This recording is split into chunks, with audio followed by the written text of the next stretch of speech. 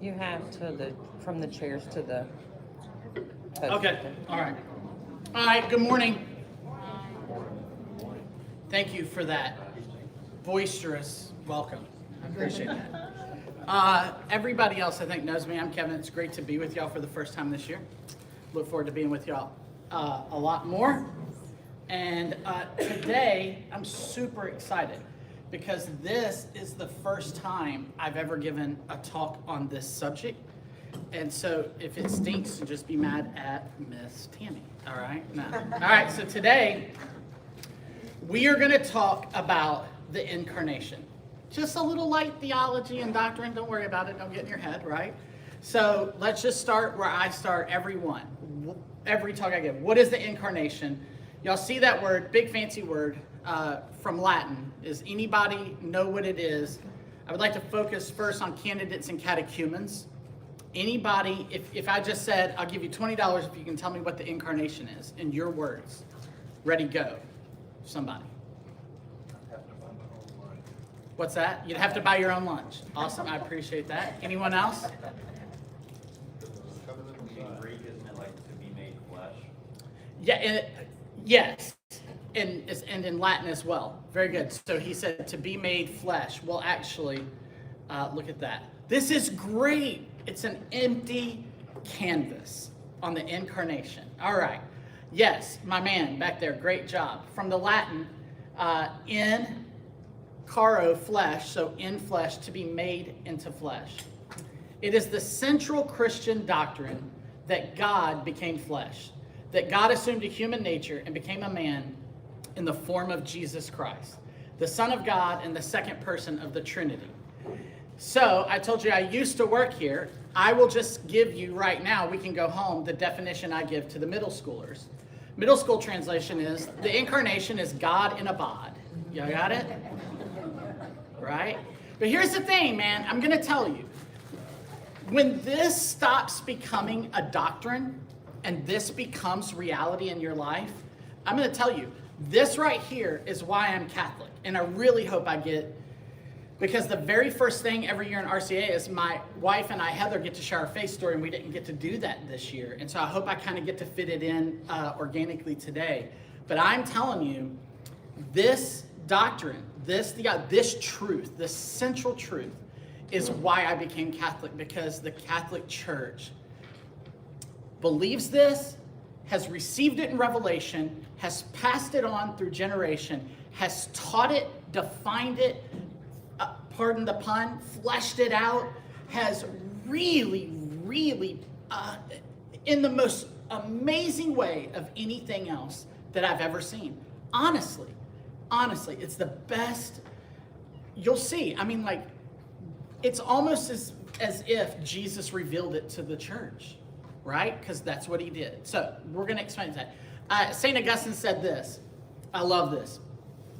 Man's maker was made man that he, ruler of the stars, might nurse at his mother's breast, that the bread of life might hunger, the fountain thirst, the light sleep, the way be tired on its journey.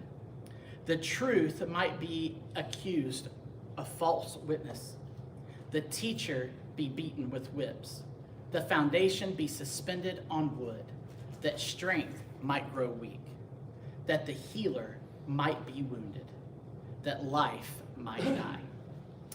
That is the incarnation. God becomes man in the person of Jesus Christ, okay? And we're going to get into some we're going to dig into some theology of what that looks like. But hey, did we turn the sound back on? I can do it. I'm closer. I want to play a couple of clips because I don't know if your experience is like mine, but normally we don't have a problem with the God nature, the divine nature of Jesus, right? Because, I mean, let's be honest. Anyone who predicts his own death, burial, and resurrection and then pulls it off, we just kind of go, I'm going to go with what he says, right? So the God nature, the divine nature in Jesus, we get. But would anybody in here be on my team and go, man, but that human nature kind of goes against everything that I think of about God. It's tough for me to see Jesus as a middle schooler picking his nose, right? It's tough to see Jesus as a middle schooler with BO, right? But I want you to hear, this is The Chosen. I'm not here to peddle anything. But when I saw this scene, I was like, wow. And I want you to listen to Mary remember Jesus' birth. Let's see. And of course it will not play. I cannot figure out why this won't play. All right, here we go. So how did you feel when it happened? You can listen to it. When what happened? His birth. Even before that, how did you... Yeah, if I try to put it in slideshow, it just won't work. I do not know why. Wait, I got a great How idea. did you Let's go to feel? YouTube. It's really cool that this is being recorded. What's that? You can drag your slideshow over to the other screen if you need to, temporarily. Oh, I didn't think about that, but thank you. All right, we're going to watch this from YouTube real quick. It's worth it.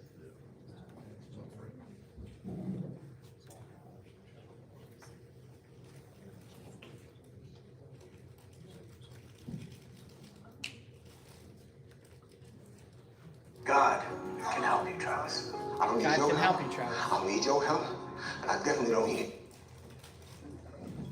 So how did you feel when it happened? Why won't it?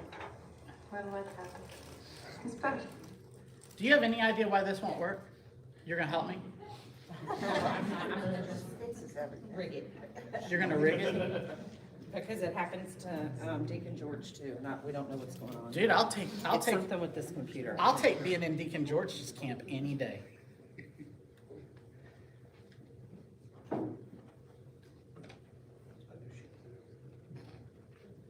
How are you amazing? Even before that, All right, so Mary Magdalene just asked Mary, did you know? how was it? I don't know. We're all tired. Do you really want to hear all that? Yes. Oh. uh, well, nothing about it was easy. I can tell you that. It wasn't in my hometown. My mother wasn't there. We had a midwife. I don't know if I'm ready to give all the details. Maybe some other time. But I do remember this. When Joseph handed him to me, it was like nothing I expected.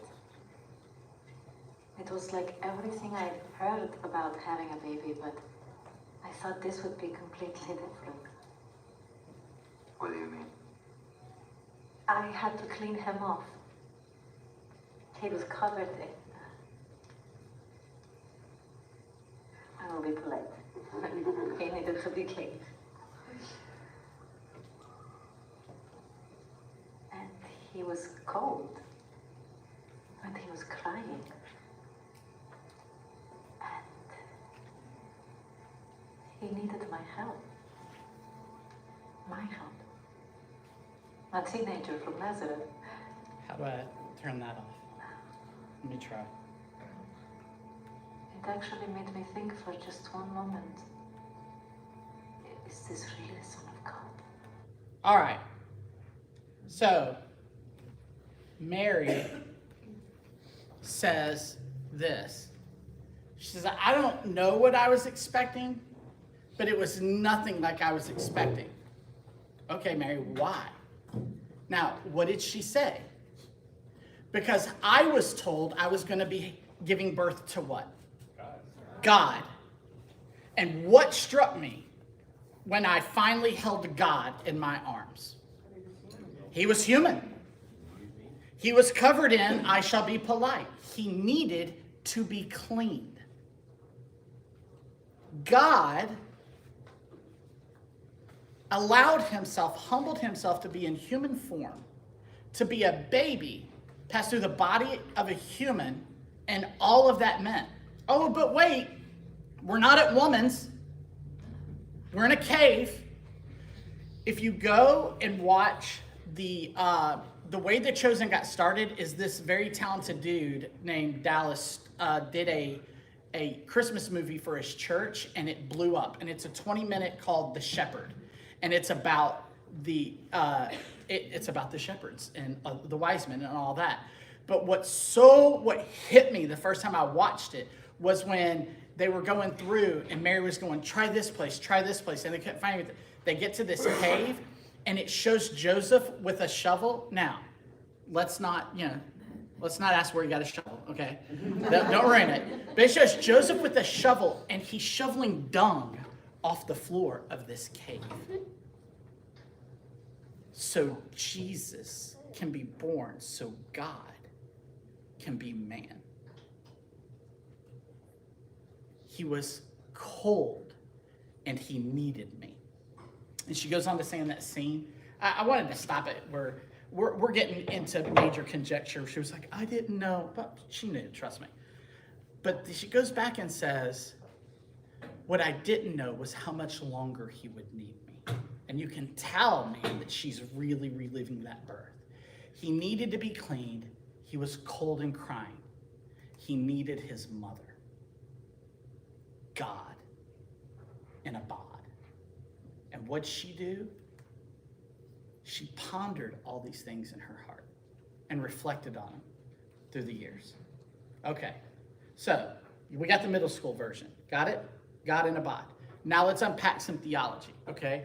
Where did this come from? This is the thing. Y'all have been taught about divine revelation, the deposit of faith, sacred tradition passed down through generations, right? So where did this show up? Well, it's always been there. It's been there from the beginning. The apostles passed it down. But where did it start to take shape in a place where you say it far more often than you may realize? Anybody know? So this starts, my man, that's like the third time he's raised his hand. This dude, you want to come give this talk? That kid knows a lot. All right, so the Council of Nicaea, 325, first proposes this creed, okay? That in 381 at the Council of Constantinople, they do some tweaks, okay? Add, and it's remarkably now very, very close word for word to what we say in Mass, every Mass during ordinary time, the Nicene Creed. Does that everybody get that? And what does the Nicene Creed say about the Incarnation? I believe in one Lord Jesus Christ, the only begotten Son of God, born of the Father before all ages, God from God, light from light, true God from true God, begotten, not made, consubstantial with the Father, and through him all things were made. So he's with God in the beginning. He is God in the beginning, St. John tells us, right? All things are made through him. Later, it says in the scriptures that he holds all things together in his being. He is God. And yet, this divine God made himself man in this second person of the Trinity. And this theology, if you look at it, is stunning. He's the same substance as the Father. And he's not only human because he wasn't made. He is of the Father. You see that? Okay. Now, this really gives revelation to this other doctrine, understanding of what's going on in Jesus, because the Catholic Church had to fight so many heresies through the centuries. That's what these first, have y'all even heard of these councils yet? Mm-hmm. Hey, when we start talking about things about next year, man, if we just did like the first 7 councils, all right, that's only like 10 weeks, don't worry about it, right? All right, so these councils are like a pope comes and calls a council and all the bishops gather around, and they're not wrestling with belief. The belief is there. It has been revealed. Nothing new is being revealed. what they are doing is responding to heresy. So how is it that we want to best communicate this doctrine, this theology, this truth of God in order to pulverize and destroy this lie that's coming up and gaining ground in culture? And that was clearly happening in the beginning a bit more frequently than it is right now. Everybody understand that? Okay. And so in this particular, in 451, Father, how do you say this one? Chalcedon? I was going to say Chalcedon, and I get nervous when y'all are in the room. So there we go. That's why you ask. There's no dumb questions, right? So what happened at the Council of Chalcedon in 451? This phrase, this understanding of a hypostatic union. What? Okay. At this council, we declared in a creed that the two natures of Christ are joined in one person, one substance. And this phrase was adopted a century later at the Fifth General Council of Constantinople, right? And here is what it says. In the language of the council, Jesus Christ is truly human and truly divine. The two natures exist in the unity of one person and coming together without mixing, mingling, or confusion. So, my very, very limited understanding, my uneducated explanation is this is what it means when we say the two exist in the unity of one, that Jesus isn't, well, right now he's more human than he is God, and right now he's more God than he is human. He is fully God and fully man. Let's just take a break for a minute. That's a lot. And what I love about the church, I love this about the church, man. We have a tendency to fully want a concrete answer. I need to know that A plus B plus equals C. I need to know the math behind this. I need to fully grasp it. I need to fully understand it. And so many times the church freely says, and this sacred mystery, the Paschal mystery, so many times over and over again, the wisdom of the church, the wisdom of the magisterium is just to go, this is a mystery. And that fights against everything we want, right? Because we're relying on the church to give us this revelation. We can get revelation through lots of things, the scripture, tradition, nature, and all of this. But this deposit of faith was given to the church. And so for me, I'll just speak for me, so many times, why is it that I will drive to get an answer, a concrete answer? Fear.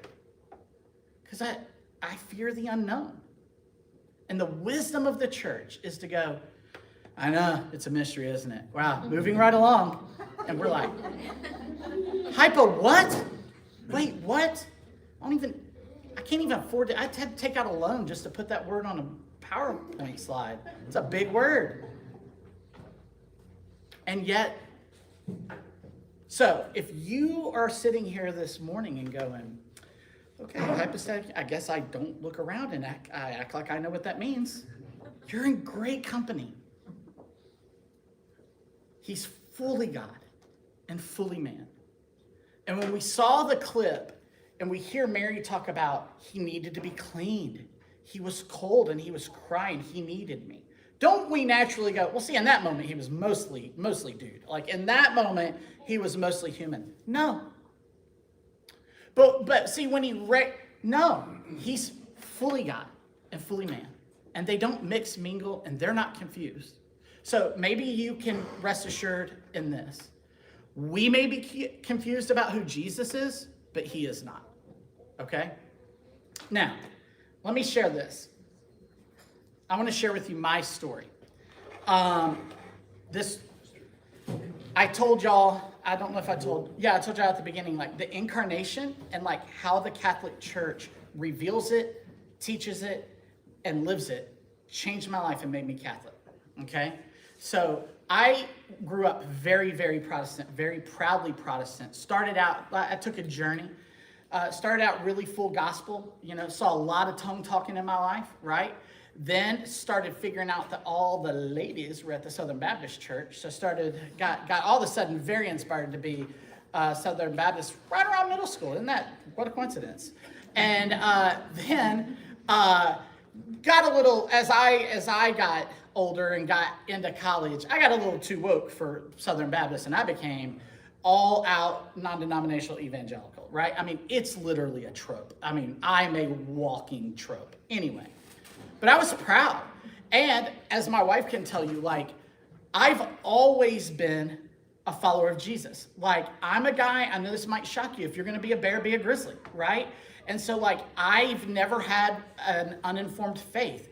I never heard a preacher when I was like talk about something and me just go, cool, got it. I'd go home and read about it and and be like, I don't know. And that has, in some ways, I do actually believe, tell Father Matthew that I bragged about his homily, please. Okay, I was like, that was amazing, okay? So I do trust them. But it doesn't stop me, Heather will tell you, it doesn't stop me every week from preparing my own homily. Yeah, because I'm a nerd, right? And so I do that. And then I love to see what they get different than me and Bishop Barron and all that. I know. Okay, so just pray for me. All right, so I'm happily Protestant, okay? And I actually volunteer like at a Protestant church when I had a very mystical and at the time, to me, unexplainable experience. And I need to tell you that at this church, my father-in-law was an ordained minister. My mother-in-law was they call them deacons, but we would call them like kind of a deacon. She served. She was in charge of hospitality. And what's that? She was like a sacristan. Thank you, babe. And then my wife was the worship leader. Okay? So like we are in this church, right?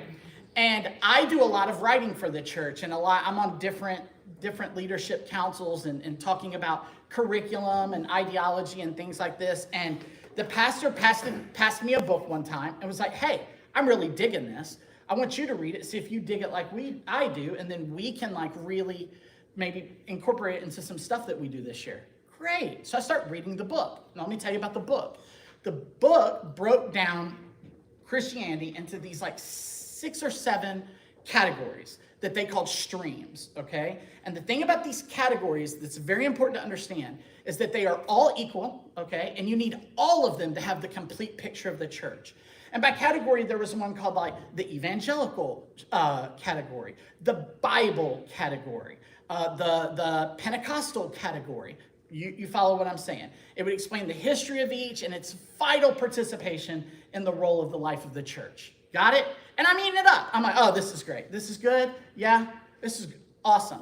And then the final category, which I think is super weird. Maybe I think now it should be the first, only one, but I digress. They go, and now it's time to talk about the incarnational stream. These are our Catholic brothers and sisters. I'm reading this book. First of all, I would like to pause and say the book told on itself by defining the Catholic stream as the incarnational one. Hello? And as I begin to read about a brief, like one chapter, 20 pages of the history of the Catholic Church and the incarnation, I realized it wasn't that I began to believe something that I didn't believe before. I don't know if any of you have ever had this experience, but what was happening was something was being uncovered inside of me that was already there. This understanding. I can't tell you, I could have told you Jesus was God and man. I don't know if I'd up to that point used the phrase, the terminology incarnation. And I began to think, and I began to sweat. And like I said earlier, I mean sweat in places you don't talk about RCIA, because I was getting nervous. Because I was starting to like my wife would tell you in an unguarded moment that I may or may not be someone who connects dots that sometimes aren't there. And so like I start extrapolating like, okay, because see, here's the thing about truth. You know, they say the truth will set you free, the Bible people, you know that, right? But if you think about it, the truth, it's captivity. Because once you get the truth, you can no longer go back to a place where you didn't have it. And so I'm starting to ask myself, reading this in an office for me at a church, and I'm reading this and going, well, wait a second. If you took away this, we would still have a faith. We would still be Christians. And you want to talk about even heresy. If you took away the Bible, we would still have a faith. We would still be Christians. But if you take away the incarnation, Christianity does not exist. It's nothing. It's a fairy tale. And I'll never forget sitting in that chair. And because we talked about holiness, I will not repeat the expletive, okay? But it started with holy. And I said, holy, I think I'm Catholic. And I'm going to tell you something. I understand the error of my thought there. But if I was confessing, I would say, I don't know how this next part's going to go over for the fathers. But I'm going to tell you, in my heart, like a lightning bolt, I was Catholic. I just start gobbling stuff up, man. And I start figuring out how to make official what's already happened in my heart. Now, do you know what I was not really thinking about then? That conversion is ongoing. I'm still converting right now. We all are experiencing a conversion of heart, right? And so I start like looking for all these things. I'm Googling, how do you become Catholic? You know, and all this. And I was like, a year? Like a school year? Get out of here. And then I'm Googling like in an incognito window, like, no, how can you become Catholic? You know, and like, and all this. So 2 years of me, I know at that point, right at this point, Catholicism by Bishop Robert Barron had come out, and I went, Catholicism, I'll buy that. And it's like this curriculum for a parish, and like I bought it for my house. And like I'm on Saturday mornings, I'm like, okay, got it, okay, yeah, And just over 2 years, these things, these dogmas just start to break. I didn't get the whole Mary thing, you know, I was like, God, I know you've called me to this, but I feel like I'm joining this like dead, kind of cold and just static. And like, I go on this 2-year journey to figure out, no, this isn't a movement, it's an evangelization. And in the beginning, it was called the Way, Ecclesia, because it was a movement, and it still is, and all of these fascinating things. My wife kind of saw on the side what was going on, but then I had a spiritual director who said, it's time for you to talk to a priest. And I was like, okay. And so I called this church because I live around the corner. I was like, hey, y'all got a priest? And the lady giggled. I was like, what's so funny? She was like, well, we got 2 of them. I was like, well, let me talk to one. So I made an appointment with, at the time, Father Frank Uter. I don't know if y'all all know him. And my wife was like, you're not going without me? Look, apparently I've upset her so much. She's already left. And now the fathers are coming. So I go, are y'all with me? Is this okay? Because this is all about the incarnation, I promise. Okay, so I sit down and I go, okay, Father Frank, I need to tell you what's happened in my life the last 2 years. And you're going to find this shocking. I just start vomiting for like 20 minutes, right? And he's like, I look over at my wife. She's crying. And I'm like, oh, no, man. Oh, no. What have I done? Okay? But I knew I had to do it. And so I get done. He was like, great, RCIA. Let's go across the hall and meet Miss Judy. And now Miss Tammy is Miss Judy 2.0, right? She was doing RCA. And I'll never forget the look on her face, y'all. She looked up at Father Frank and she was like, Father, we're 12 weeks into inquiry. And Father Frank goes, this old boy ain't inquiring about nothing.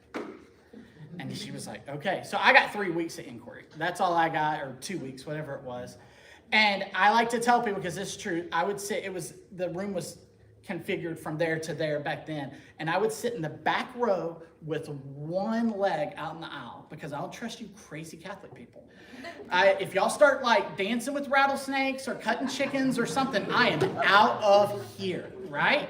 I am out like fat kids in dodgeball. I'm telling you, you're gonna see one of those Bugs Bunny doors, right? Right? It's just, so I go through the first rite, I go through the second rite, I go through the third rite. But actually, let me go back to the most important, crucial point. When it came to the second rite, things were not right in my house. First of all, my in-laws just were beside themselves. My pastor stopped speaking to me. And my wife, we were not fighting. There was a separation. There was I don't know how to explain it. She was scared, right? I mean, she was scared.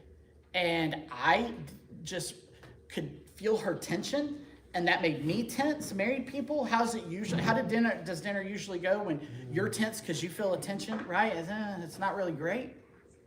And so it came to the second rite, and I'll be honest, I know I'm Catholic. I'm probably gonna, they don't know this, I'm probably gonna step out of this, and I'll just go to Mass and just kind of call myself Catholic. I was an idiot. Because this thing with Heather is not going well, okay? And so we're at the second retreat, and I just start praying. And my sponsor was Dr. Durwood Walker. And I start telling him, and he's like, dude, if it's not your time, it's not your time. He wasn't pushy, anything like that. I'll never forget. I've never told this without crying. At that second retreat, I got my second bolt of lightning, man. And this is what it was. I was sure of two things that I would die for. And more importantly, that I was called to live for. Number one, I knew I'd been called to be Catholic.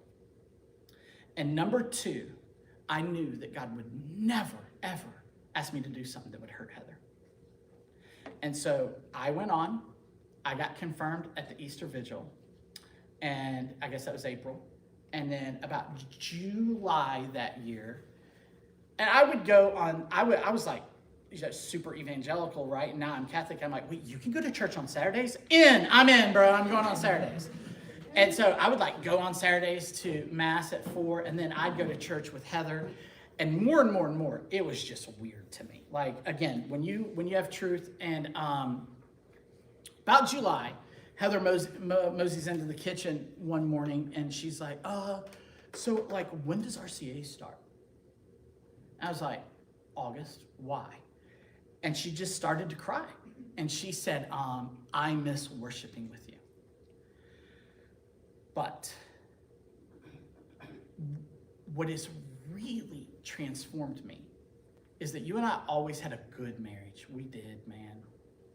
But when you begin to understand what sacrament was, when you began to understand that incarnational reality, and our marriage went from good to sacrament. Watching that transformation these 3 months makes me want to become Catholic. And so that year, she became Catholic with Whitney. And the rest is history.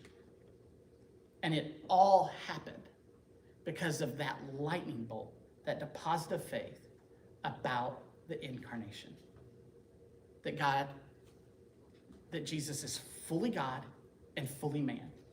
And he's in that in all of the sacraments.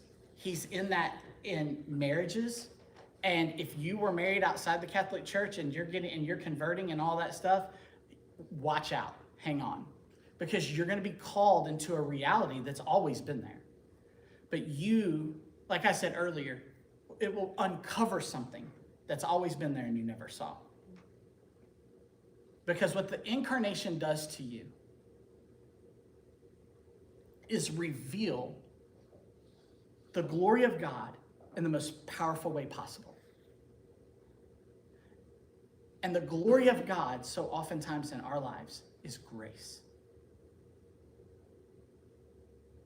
The most that God will ever reveal himself to you will be through the incarnation. And if your vocation is marriage, that will be through your marriage. And if it's holy orders, it'll be through that, so on and so forth. I want to see if I have anything else. Okay. Isaiah said it like this, my favorite Christmas verse of all time. For to us a son is born, to us a child is born, to us a son is given, and the government will be on his shoulders. And he will be called Wonderful Counselor, Mighty God, Everlasting Father, Prince of Peace. And it says, and his kingdom will have no end. Fully God, fully man, showing up in a feeding trough in a cave in the Middle East 2,000 years ago is what Advent is all about. So, starting today, do your homework by the fathers, right?